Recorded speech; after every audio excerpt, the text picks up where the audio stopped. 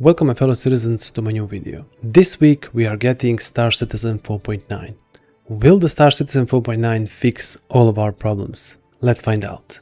In today's video I want to go over what we are expecting from 4.9, what is officially coming, what is that they are not writing that is already in the game, and I'm gonna also talk about bugs and fixes. Everybody knows that the Star Citizen 4.8 was a total disaster. I would also compare it to Star Citizen 3.18, maybe just a little bit better than that. And it's really strange that that happens 1 year after they had their year of playability, which is kind of crazy. But anyway, the CIG took responsibility, apologized, and moved away their plans to bring constant new content, and they've started to work on the bugs. So here I am right now on one of the patch notes, and just look how many fixes they are having. This is just a small portion of that. A lot of things have been fixed, and me playing the Star Citizen 4.9 have experienced a lot of bug fixes, especially one important like docking, which is really annoying.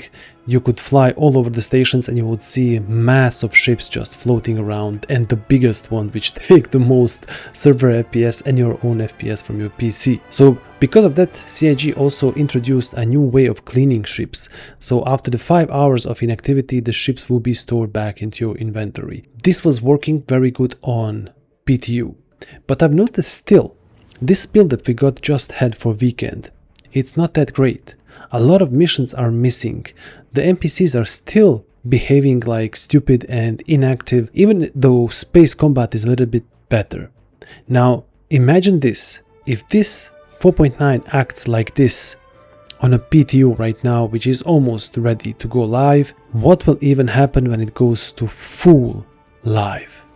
So I don't expect a lot from the 4.9 after we get it. I don't expect that all of the bugs will magically be fixed, but I do expect that some of them are fixed, and that not all bugs, the major ones, will ruin your gameplay. For example, that you will be able to log inside of the game, that you will be able to play with your friends without losing all your stuff, without suddenly dying to, I don't know, invisible wall, or server completely crashing and we are getting through 30k, which is actually started to happen again in 4.8, which is crazy. Anyway, that's enough of the bugs. We know that it will not be perfect, but I'm having my hopes that it will be better than 4.9, and from what I have seen in 4.9, it will be better. Now, next thing that I want to talk about is, of course, the new stuff that they are bringing inside of the game. So we have, aside from stability and bug fixes, we are getting new set of missions. They are called Recco Battaglia repeatable missions. And this mission will give you ability to play in the Nix and do the mining contracts and stuff. And from this mission, you'll be able to earn ships as a reward, mostly mining ships. So if you like the mining, this will be perfect for you. Me myself, I'm not a person who likes mining so much.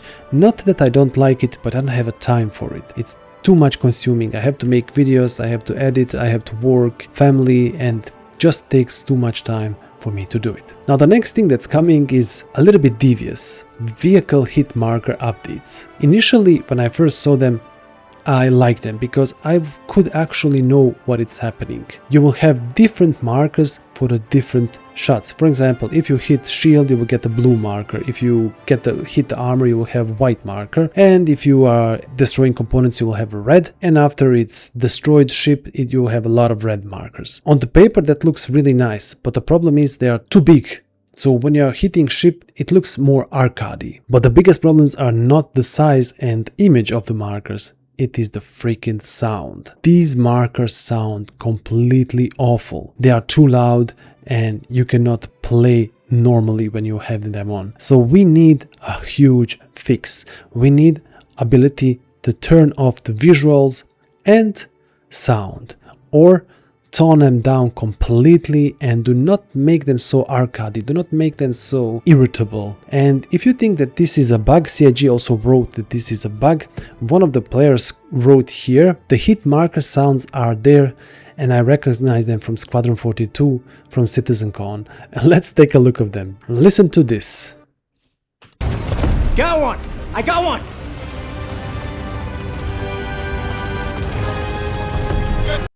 Do you hear that tick, tick, tick, tick, tick? But there is one huge difference between Squadron 42 and Star Citizen. And even if they are working in Squadron 42, this is Squadron 42 by the way. Did you notice how fast that ship exploded? He hit it 3 to 5 times, tip, tip, tip, tip, and it's done. But when you are flying in Star Citizen playing and you are hitting a big ship, for example, Perseus, these markers will tick in your head for hours. And when you stop playing, you will start itching from them. They are so annoying that your brain will start to cook. So CIG, please, this is not Squadron 42. If this works in Squadron 42, that doesn't mean it will work in Star Citizen, because that is a single player game. You do it once, you kill ships in a few seconds, and it kind of sounds cool that you know that you are hitting ship. But in Star Citizen, it's completely different story. After that, we are getting some cool stuff. We are getting a new Behring CQ7 Bullpup rifle. I made a video about this gun and I was enjoying playing with this gun. It has two modes of firing, rapid fire and short bursts of them. But the difference when you compare it to the, for example, Gallant rifle, which has also two modes, there you always have to press after that, but here you're constantly shooting. Not only that, we are getting also this. We are getting a new super heavy armor. I currently tested one on PTU and I also have a video for that. I'm gonna try to link it here for you to see if you are interested in more. This armor is actually really nice when you want to do something special. Maybe hunt a big worm, or maybe you are mining inside of the station, inside of the hole, and you don't want to other players come in. And when you are wearing this armor, you cannot heal yourself, but someone else can heal you. If you want to do something, you have to drop your gun. I don't know, maybe it's fixed in the new patch, but at the time that I was playing, I could not holster my gun. And what I don't like about this armor is the problem with storing and animation. It's just magically happening. If you compare the animation from any ship, especially the alien ones, which has such a fluid and beautiful animation, why are they doing the same thing for the character? I mean, you have to do it only once and you will have always these amazing animations, but for ship, every ship you have to build a new animation. So I hope that the CIG finally do this for a character and that the game looks a little bit more real. Overall, this armor, in my opinion, it's mostly to fight off NPCs, not so much players. I was able to do much more damage with the heavy armor than this one. Although it sounds really cool and shooting with the Gatling is awesome, the problem is big spread. The bullets are flying everywhere. Aside from this super heavy armor, all NPCs on the Ninetales have received a new overall and they have completely different armors. There are also some new armors in the game, like this armor. This is some kind of boss armor, the blue one, which you'll be able to get it probably when you play. I don't know. It looks kind of cool, and you also have a special guns matching this armor. Now, aside from armor and weapons, there are new ships coming. There is a new Grace Market, Screaming Galsoon. This ship is something speculated to be a Mustang variant or maybe Drake Buccaneer. Either way, it will be very interesting ship from Grace. It will probably be overpowered crazy fast without regards for your safety. And there is also rumored that the new Kruger Stingray heavy fighter is coming. Now, I don't know if it's coming in Star Citizen 4.9. Drake Clipper Vehicular War Special is coming into the Star Citizen. So you'll be able to get Vehicular Drake Clipper and it will look really nice. Now, with Star Citizen 4.9, Siege of Orison V2 should come. But because of the problems and a lot of bugs in 4.8 and they couldn't properly implement instancing, they decided to move it to Star Citizen 4.10, which is coming in the middle of August. So hopefully by then they will be able to iron out all the bugs and we will finally have instancing in Star Citizen, and this will take load off the servers because a lot of players will do these missions and the server will be free for the rest of us to play. And of course, Star Citizen cannot do without vehicle balance passes. Sadly, some of the guns and one of our favorites, deadbolts and shredders for size 3 variants, are massively nerfed. I have also a video about it, you can watch it here. And also the deadbolts 4 and 5 are nerfed, but not much. They are reasonably nerfed.